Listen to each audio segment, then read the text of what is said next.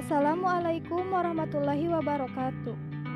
Alhamdulillahirrabbilalamin. Wassalatu wassalamu ala asyrafil anbiya'i wal mursalin Sayyidina wa maulana Muhammadin wa ala alihi wa sahbihi ajmain. Amma ba'du. Yang terhormat Bapak Kepala Sekolah Bapak Muhammad Samsul Arifin SPD MPD, yang terhormat staf tata usaha Seman 1 Batu Jajar, serta yang terhormat teman-temanku semua. Pertama-tama marilah kita panjatkan puji dan syukur atas kehadirat Allah Subhanahu wa Ta'ala yang telah memberikan kekuatan, kesehatan lahir dan batin kepada kita semua, sehingga kita dapat bergabung dalam acara ini secara virtual dalam rangka Sematren Ramadan. Tak lupa salawat dan salam senantiasa kita curahkan kepada junjungan kita Nabi Muhammad SAW. Semoga kita semua tergolong umat beliau yang mendapatkan syafaatnya kelak di hari akhir. Teman-teman yang saya hormati, perkenalkan saya selaku pembawa acara untuk menyampaikan susunan acara Sematren Ramadan yang akan kita lalui bersama kali ini. Acara yang pertama yaitu acara inti, kajian dengan materi Sucikah dengan pemateri Bapak Dudi Haryadi MPD. Dan yang kedua, acara Tadarus Al-Quran yang dilakukan secara mandiri di rumah kalian masing-masing. Mengingat waktu yang terbatas, mari kita mulai acara Sematren Ramadan ini. Acara yang pertama yaitu langsung saja ke acara inti, kajian dengan materi Sucikah oleh Bapak Dudi Haryadi MPD. Waktu dan tempat saya persilahkan.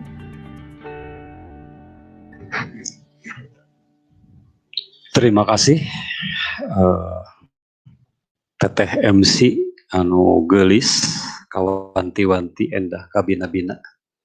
Bismillahirrahmanirrahim. Assalamualaikum warahmatullahi wabarakatuh. Innal hamdalillah nahmaduhu wa nasta'inuhu wa nastaghfiruhu wa na'udzu billahi min syururi anfusina wa min sayyiati a'malina. May yahdihillahu fala mudhillalah wa may yudhlilhu fala hadiyalah. Asyhadu an la ilaha illallah wahdahu la syarikalah wa asyhadu anna Muhammadan abduhu wa rasuluhu alladzi la nabiyya ba'dah. Puji syukur kita panjatkan kehadirat Allah Subhanahu wa taala. Salawat dan salam tetap terlimpah curah kepada panutan agung junjungan alam baginda Nabiullah Muhammad sallallahu alaihi wasallam. Tak lupa kepada keluarga beliau, kerabat, sahabat, para tabi'in tabi'at, para pengikutnya yang senantiasa taat dan patuh terhadap ajarannya. Mudah-mudahan kita bertemu di yaumil akhirat dengan mendapatkan syafaat dari baginda Nabiullah Muhammad sallallahu alaihi wasallam. Amin ya rabbal alamin. Salah satu syarat untuk masuk surga itu adalah orang-orang yang suci. Ikhwanul mu'minin wal mu'minat rahimakumullah, seluruh individu atau personal warga SMA Negeri 1 Batu Jajar, dari mulai jabatan tertinggi sampai siswa-siswi sekalian yang dirahmati Allah Subhanahu wa taala. Kita bertemu pada hari ini di hari Jumat tanggal 16 April 2021 dan ini merupakan hari yang keempat di bulan suci Ramadan tahun 1442 Hijriah. Perkenankan pada kesempatan ini saya menyampaikan salah satu materi penting ya di kita sebagai umat Islam, di mana materi yang ingin disampaikan adalah materi yang sangat urgen sekali dalam kitab fikih, dan ini dibahas di bab pertama di kitab fikih karangan para ulama. Siswa-siswi sekalian yang saya hormati, para warga SMA Negeri 1 Batu Jajar yang dirahmati Allah Subhanahu wa taala. Allah Subhanahu wa taala berfirman di dalam Quran surat Al-Maidah ya. Ya ayyuhalladzina a'udzu billahi minasyaitonir rajim. Bismillahirrahmanirrahim. Ya ayyuhalladzina amanu idza qumtum ila shalah faghsilu wujuhakum wa aydiyakum ilal marafiq wamsahu biru'usikum wa arjulakum ilal ka'bain. Wahai orang-orang yang beriman, apabila kamu hendak mendirikan sholat, maka basuhlah wajahmu.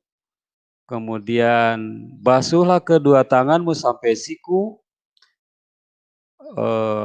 Usaplah kepalamu, sebagian kepalamu, dan basuhlah kedua kakimu sampai mata kaki. Berdasarkan dari ayat ini, maka para ulama mulai mengkaji dan menjabarkan terkait dengan hal-hal apa saja yang harus kita lakukan dalam bersuci ini. Baik, bahwa bersuci sudah disampaikan ya tadi di dalam Quran surat Al-Maidah ayat 6. Berikutnya Allah Subhanahu wa taala juga berfirman di dalam surat Al-Baqarah ayat 222, A'udzubillahi minasyaitonirrajim. Innallaha yuhibbut tawwabina wa yuhibbul mutatahhirin. Sesungguhnya Allah mencintai orang-orang yang bertaubat dan orang-orang yang suci. Ya, orang yang suci atau orang-orang yang mensucikan dirinya. Oleh karena hal itu, maka sebagai umat Islam dalam rangka melaksanakan ibadah kepada Allah Subhanahu wa taala, termasuk yang paling utama adalah untuk mempersiapkan diri sebelum memasuki ataupun melaksanakan ibadah sholat, maka kita disyaratkan harus dalam keadaan suci atau bersih, baik itu suci badannya, kemudian suci pakaiannya, ataupun suci tempat sholatnya. Jadi dalam hal ini, dalam rangka mempersiapkan diri menuju keabsahan kita untuk beribadah sholat khususnya, paling tidak ada tiga. Ada tiga hal yang perlu kita perhatikan. Yang pertama, badan kita harus suci. Kemudian yang kedua, pakaian kita harus suci. Dan yang ketiga, tempat ibadah kita harus suci. Baik, mari kita kupas satu persatu terkait dengan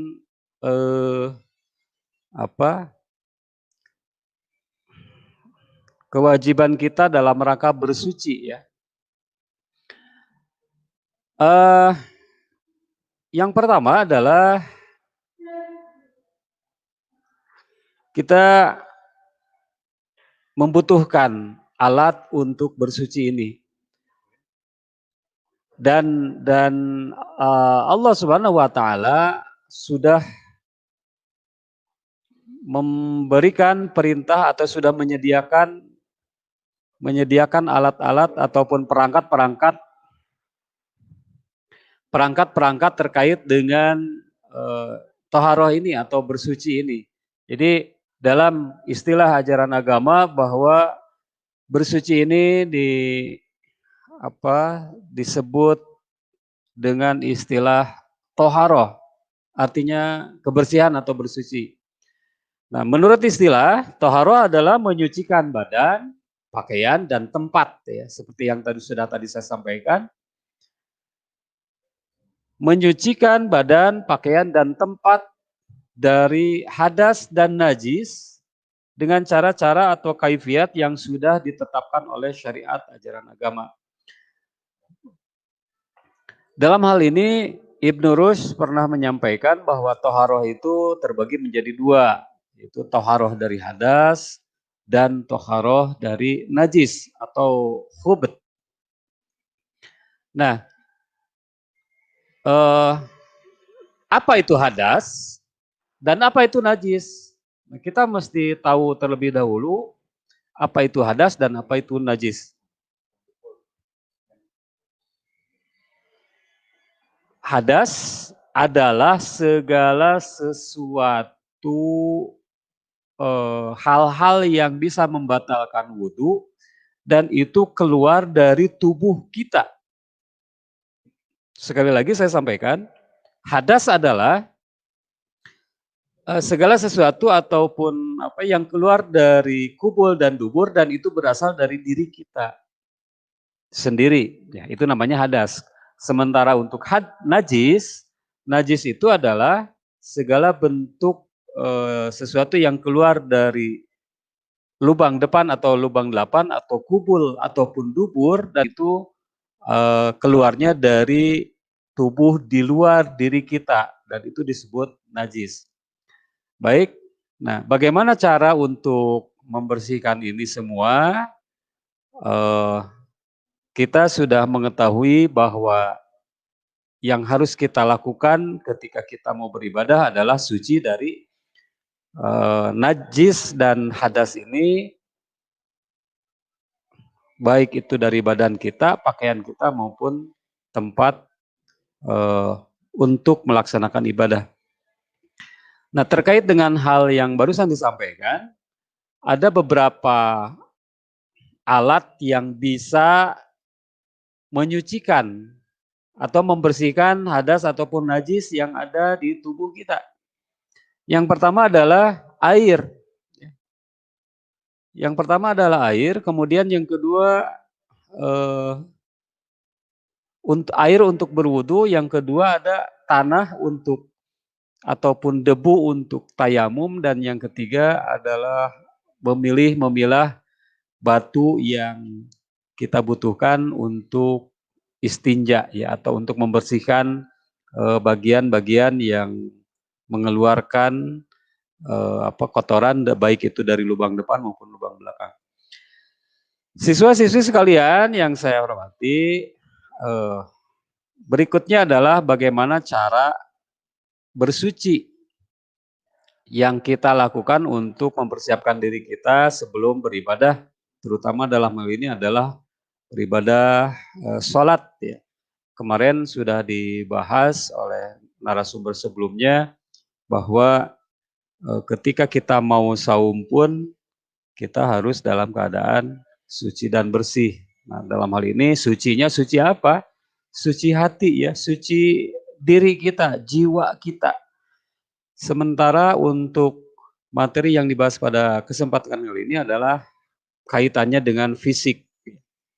Nah, cara bersuci yang kita harus perhatikan ketika kita mau beribadah, khususnya cara bersuci dari hadas. Tadi disampaikan bahwa kita harus suci dari hadas dan najis, dan perlu diketahui bahwa hadas itu juga terbagi dua, yaitu hadas kecil dan hadas besar. Hadas kecil bisa kita hilangkan dengan cara wudhu ataupun tayamum, sementara hadas besar bisa dilakukan dengan cara-cara mandi atau mandi besar. Kenapa ini mesti disampaikan? Karena pada fase ataupun di era zaman sekarang banyak umat Islam yang sudah jarang memperhatikan tata cara untuk bersuci. Saya ingin menyampaikan yang urgent saja, yang pokok saja dalam peribadatan, di dalam pelaksanaan ibadah sholat ini banyak sekali umat-umat Muslim yang melaksanakan wudhunya itu juga tidak sempurna. Ya mohon maaf, dari mulai hal terkecil, sunnah-sunnah Rasul jarang diterapkan dalam kehidupan kita. Contoh, yang pertama, di masjid-masjid di seluruh Indonesia itu tidak disiapkan sarana tempat kencing jongkok. Sepakati ya, kita tahu sendiri, kita bisa melihat sendiri, sarana tempat ataupun toilet ataupun tempat untuk mengeluarkan hadas kecil ataupun mengeluarkan air kencing itu diakui atau tidak kita lakukan dengan cara berdiri. Padahal Rasul sudah mencontohkan bahwa ketika kita kencing maka haruslah sambil jongkok atau sambil cek bahasa Sunda nama cingogo. Sambil jongkok, usahakan ketika kita kencing kita harus sambil jongkok. Kenapa? Dari unsur kesehatan ini sudah terlihat ya, sudah dipelajari bahwa ketika kita jongkok maka saluran katup pembuka di ginjal kita ini akan terbuka dan mengeluarkan toksin tubuh ataupun racun-racun tubuh sehingga keluar bersama-sama dengan air kencing itu. Pun demikian halnya ketika kita makan, ketika kita minum, maka harus kita lakukan dengan cara duduk atau jongkok. Nah, itu yang pertama ingin saya sampaikan. Kemudian yang kedua, ketika melakukan tata cara wudhu, di kita ini banyak yang tidak memperhatikan. Perintah Al-Quran, perintah Allah di dalam Al-Quran surat Al-Maidah ayat 6 yang tadi disampaikan, fagsilu wujuhakum. Usaplah basuhlah wajahmu.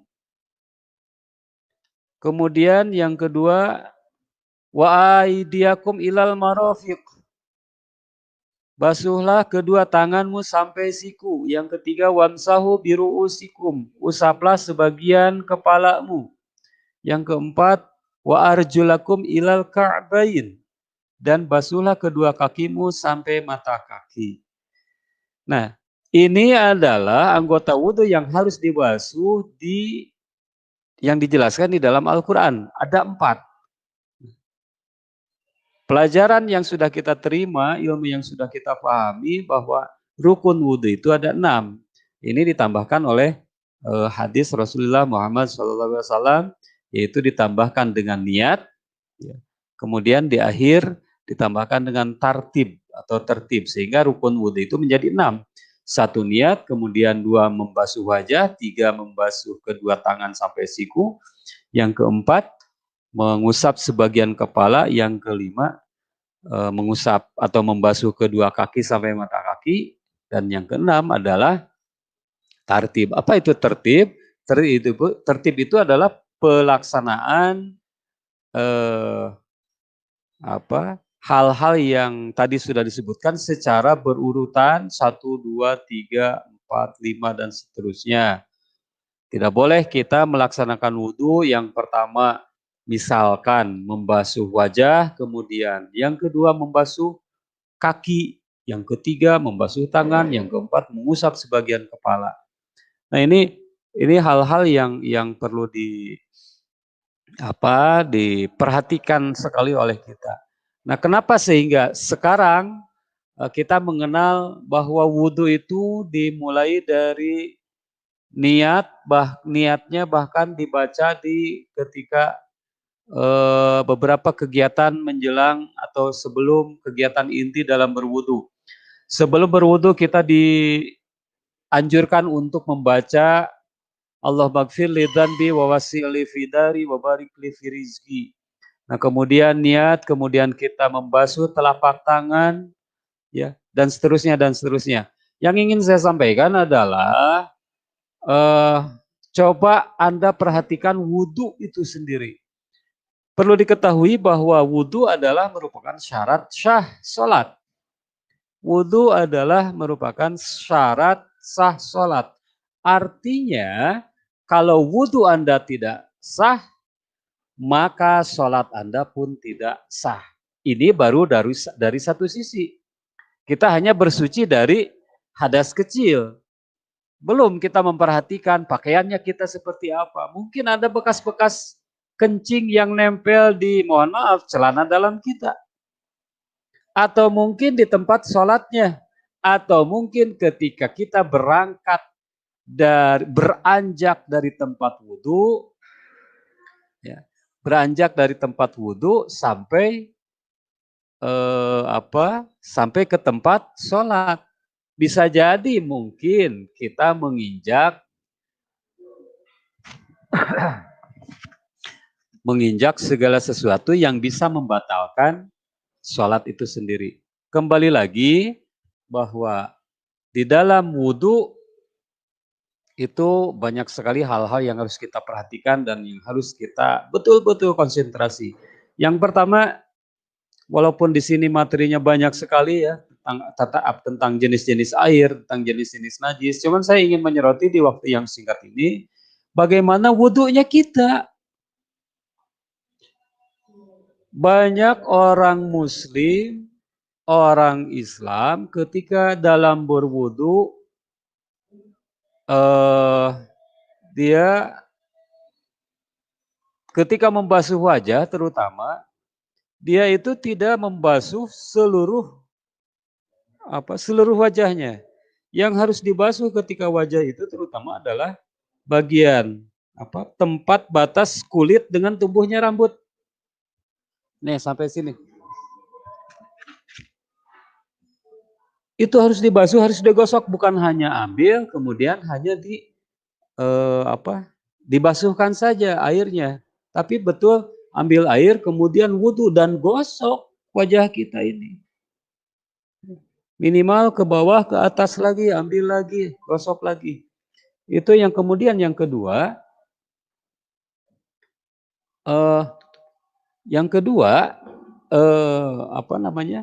Ketika membasuh tangan terutama. Ketika membasuh tangan, banyak juga manusia-manusia muslim yang membasuh tangan ini tidak sampai siku. Ya. Jadi tidak sampai siku.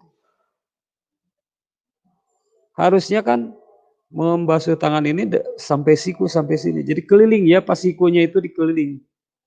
Kemudian dibasuh juga, bukan hanya tangan kita didekatkan ke air yang turun dari keran, kemudian hanya digosok, hanya diusap saja, tapi harus digosok. Karena judulnya juga wa aidiakum fagsilu, ya, basuhlah.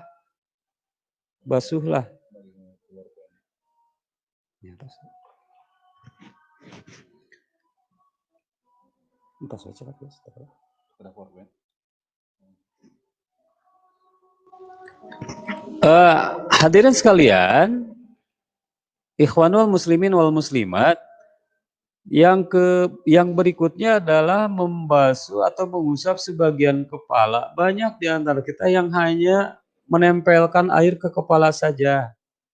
Nah, ini tolong diperhatikan. Terlebih juga ketika membasuh kaki, ya. Membasuh kaki ini jelas jari-jari kakinya juga harus kena air. Kemudian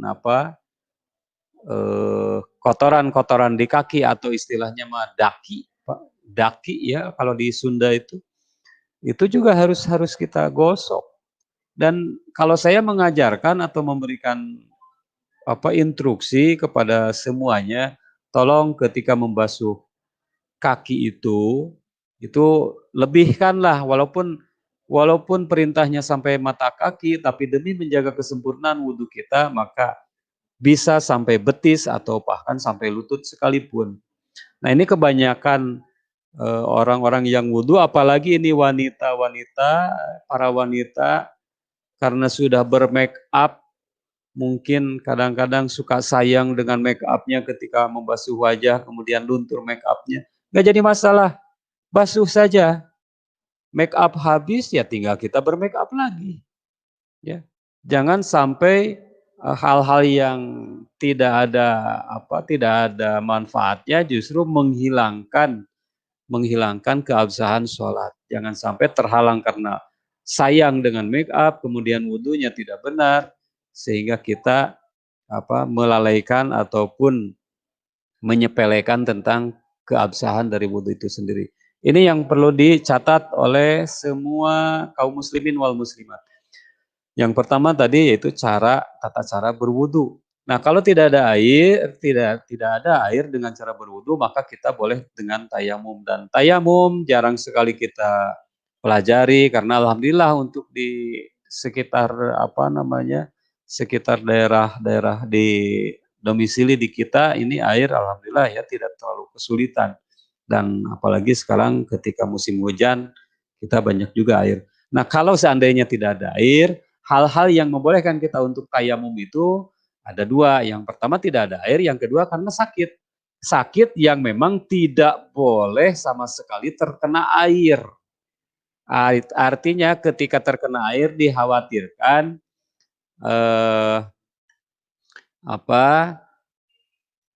penyakitnya akan lebih parah lagi. Hadirin kaum muslimin wal muslimat yang dirahmati Allah Subhanahu wa taala. Yang kedua yang harus kita perhatikan itu yaitu bagaimana tata cara kita mandi wajib. Ya.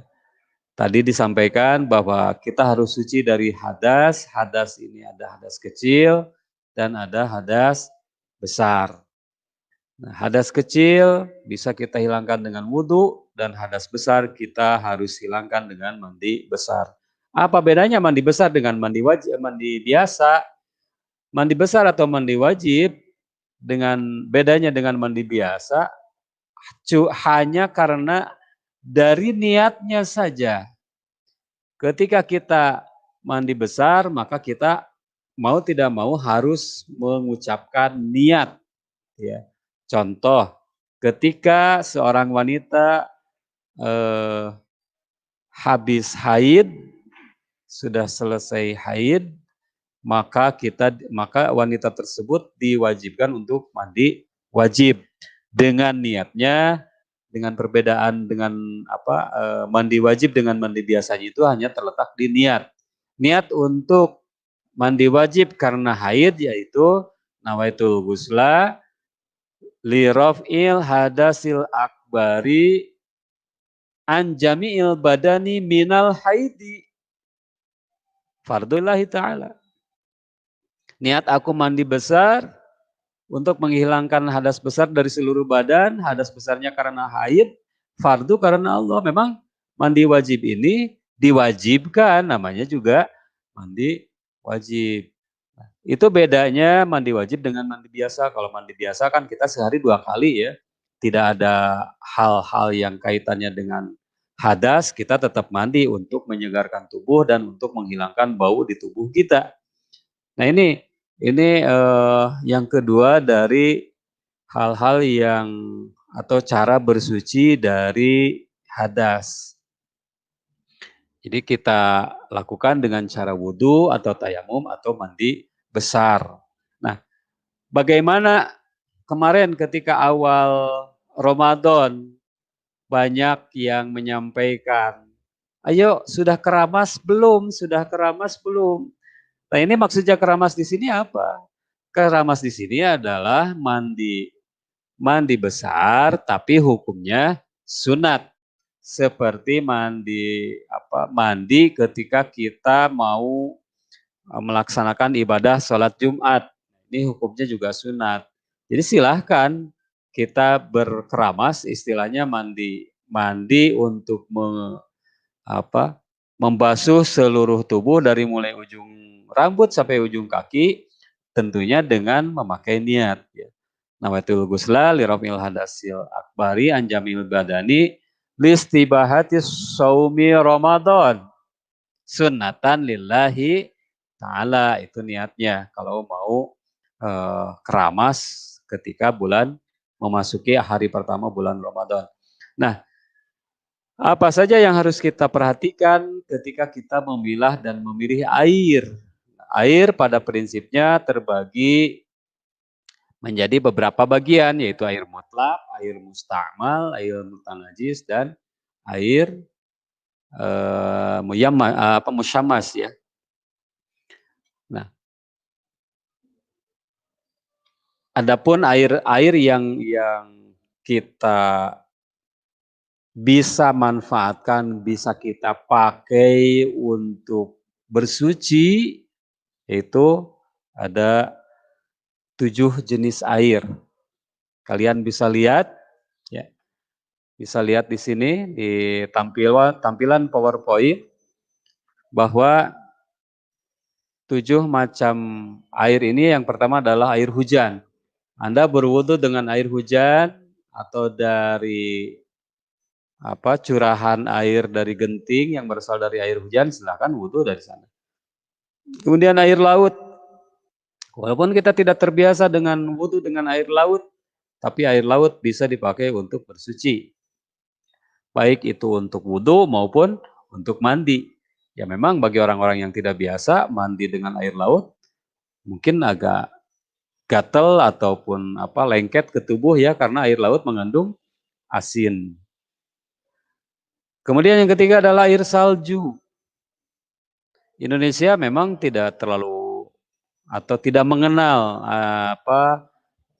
tidak ataupun sangat-sangat jarang sekali menemukan salju. Tapi ketika kita berkunjung ke luar negeri, ke daerah-daerah yang memiliki iklim yang banyak, ini kita juga bisa berwudu dengan salju. Air dari mata air, ini sudah paham. Kemudian air sungai juga tidak perlu kita perjelas. Air embun, apakah kita bisa berwudu dengan air embun? Bisa. Ketika air sungai ataupun air dari mata air, atau kita tidak dekat dengan sumber-sumber air itu. Kita bisa dekati air embun, biasanya air embun ini nempel di daun-daun ya. Di daun-daun. Nah, kita bisa berwudu dengan itu, walaupun memang tidak terkucurkan airnya. Tapi ketika tidak ada sama sekali air yang tersedia, yang air pada layaknya kita temukan dalam kehidupan kita, kita bisa memakai air embun ini. Dan yang terakhir adalah air sumur. Air sumur ya, ini sudah pada mafhum sendiri. Nah, kalaupun tayamum ini bisa dilakukan dengan debu. Siswa-siswi sekalian yang saya banggakan, kembali lagi ke kaifiat persiapan kita sholat. Tadi dijelaskan bahwa kita harus suci badan kita. Kita harus suci pakaian kita. Nah, pakaiannya yang suci yang seperti apa? Apakah keringat itu menjadi hadas bagi kita? Atau misalkan debu dari luar tubuh kita jadi najis bagi pakaian kita? Ya oleh karenanya sekali lagi, kalau perempuan itu kan sudah ada pakaian khusus ya untuk sholat, jadi pakai mukena.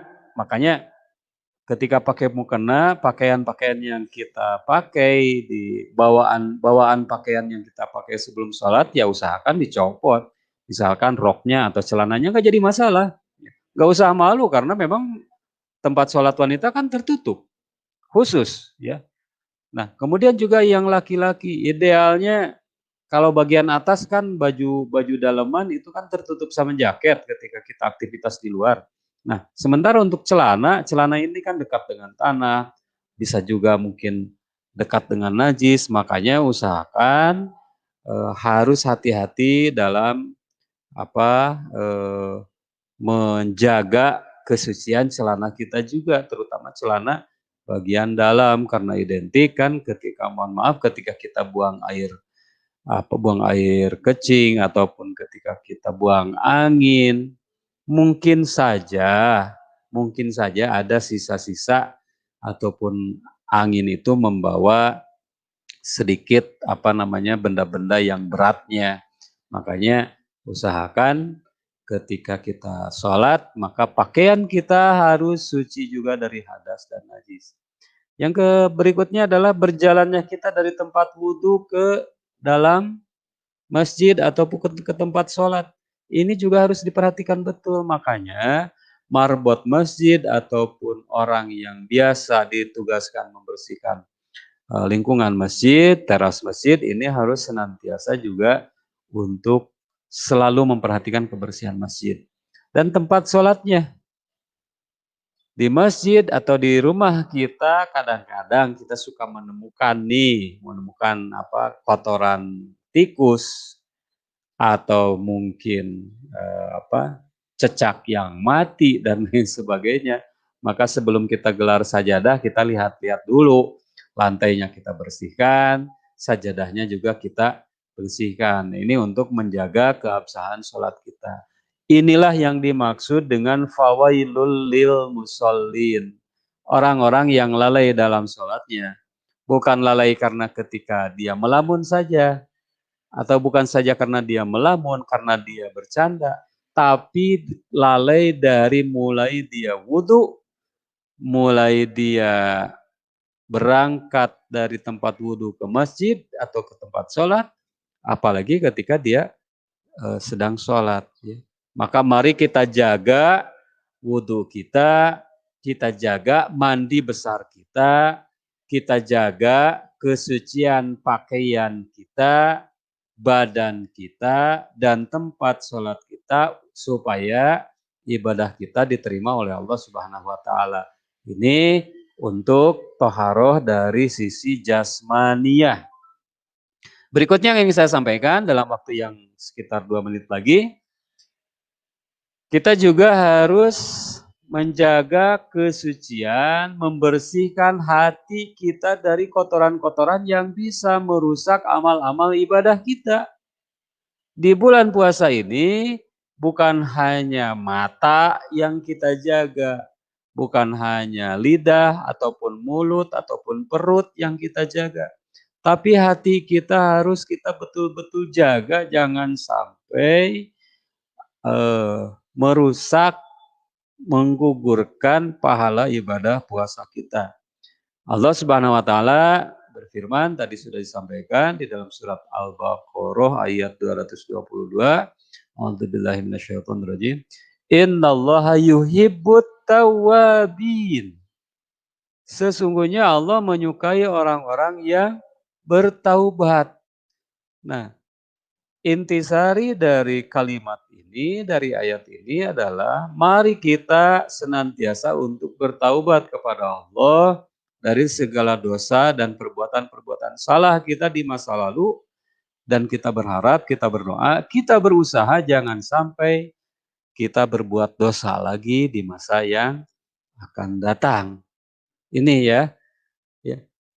Yang masih punya salah dan dosa antar sesama, ya mari kita saling bermaaf-maafan. Yang masih memiliki hati hasad, hasud, mari kita hilangkan hasud itu. Ya. Yang masih banyak dosa, mari kita perbanyak istighfar di bulan Ramadan ini. Mudah-mudahan melalui kajian pesantren yang super kilat, biasanya kita sanlat itu kan seminggu atau 2 minggu ya. Sekarang 2 hari itu pun melalui channel YouTube yang live streaming, tapi nggak jadi masalah lah. Yang jelas mudah-mudahan ini menjadi berkah dan menjadi ilmu bagi kita semua. Tidak banyak yang bisa saya sampaikan, walaupun materinya juga cukup banyak. Cuman karena keterbatasan waktu, mohon maaf, ya mungkin cuman itu saja. Sekaligus kita berharap berdoa kepada Allah. Yang pertama, mudah-mudahan kita dijadikan orang-orang yang suci dan bersih dari dosa yang sifatnya jasmaniah dan dosa yang sifatnya ruhaniah. Dosa mata, dosa telinga, dosa lidah terutama yang pernah kita lakukan, mudah-mudahan Allah mengampuni segala sesuatu dosa yang pernah kita lakukan. Dan dosa yang terkait dengan hati, benci, gibah, hasud, fitnah, dan lain sebagainya yang ada dalam hati kita, mudah-mudahan Allah segera mengampuninya. Dan untuk itu mari kita saling memaafkan untuk menghilangkan dosa-dosa yang sifatnya ruhaniah. Hadirin kaum muslimin rahimakumullah, itu mungkin di dalam ketidaksempurnaan dalam penyampaian materi toharoh ini, di dalam keterbatasan waktu penyampaian materi toharoh ini juga saya bersama host ataupun MC bersama dengan teman-teman yang bekerja di balik layar, mohon maaf atas segala sesuatunya. Mudah-mudahan dengan keterbatasan ini bisa mendapatkan manfaat ilmu, ya, sehingga kita bisa menjadikan bekal bagi kita untuk memperbaiki ibadah-ibadah kita di kemudian hari. Terakhir, kesimpulan yang pertama, bahwa toharoh adalah bersuci dari hadas dan najis, bersuci badan kita, bersuci pakaian kita, bersuci tempat ibadah kita. Kemudian yang kedua, benda-benda ataupun hal-hal yang bisa dipakai untuk beribadah, untuk bertoharoh adalah yang pertama ada air, yang kedua debu, yang ketiga bisa dengan cara memakai batu untuk istinja. Kemudian yang kedua, untuk menghilangkan hadas dan najis itu kita bisa lakukan dengan cara wudhu, ya. dengan cara mandi besar ataupun dengan cara membasuh setiap anggota ataupun benda-benda yang terkena najis itu sendiri. Mudah-mudahan melalui materi ini ibadah kita terutama sholat kita akan lebih meningkat lagi, derajatnya akan lebih meningkat lagi, proses pelaksanaan ibadah sholatnya, dan lebih berhati-hati lagi sebelum kita memulai ibadah, khususnya ibadah sholat. Demikian, mohon maaf atas segala kekurangannya. Saninten buah saninten di bawah kaparapatan, hapunten abdi hapunten bilih seueur kalepatan. Saya Dudi Haryadi undur diri. Terima kasih. Wallahu muwaffiq ila aqwamit thoriq. Wassalamualaikum warahmatullahi wabarakatuh. Waalaikumsalam warahmatullahi wabarakatuh. Maaf Pak, ini ada pertanyaan dari teman-teman kita semua. Oh, silahkan. Mangga. Mana ini nggak kebuka? Jika kita mimpi jima, apakah kita bisa mandi wajib sesudah sahur atau sesudah azan subuh? Itu saja pertanyaannya. Oke. Mimpi jima atau mimpi berhubungan badan. Nah,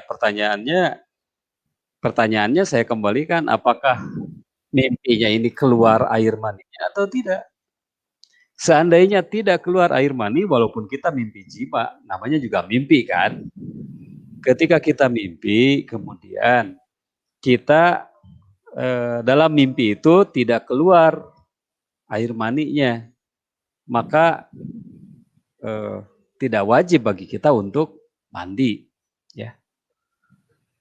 Beda lagi dengan apa namanya, dalam realita, misalkan suami istri berhubungan badan tidak keluar air maninya, itu tetap harus mandi besar.